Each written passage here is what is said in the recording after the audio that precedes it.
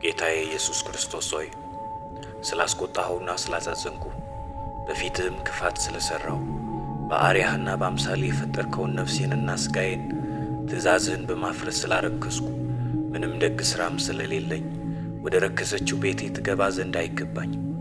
ነገር ግን ስለ ጥበበኛው ሥራህና እኔን ለማዳን ሰው ስለመሆንህ ስለ ክቡር መስቀልህና ሕይወት ሰጪ ስለሆነችው ሞትህ በሦስተኛው ቀን ከሙታን በመነሳትህ ጌታዬ ሆይ ከበደልና ከርግማን ሁሉ ከኃጢአትም ከርኩሰት ሁሉ እንድታነጻኝ እለምንሃለሁ።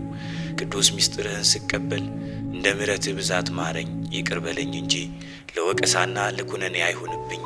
የዓለም ሕይወት ሆይ በእመቤታችን በቅድስት ድንግል ማርያምና በመጥምቁ ዮሐንስ አማላጅነት በቅዱሳን መላእክትና በመልካም በተጋደሉ ሰማዕታት ጻድቃን ሁሉ ጸሎት በምሕረትህ የኃጢአቴን ስርየት የነፍሴንና የሥጋዬን ሕይወት እስከ ዘላለም ስጠኝ። አሜን።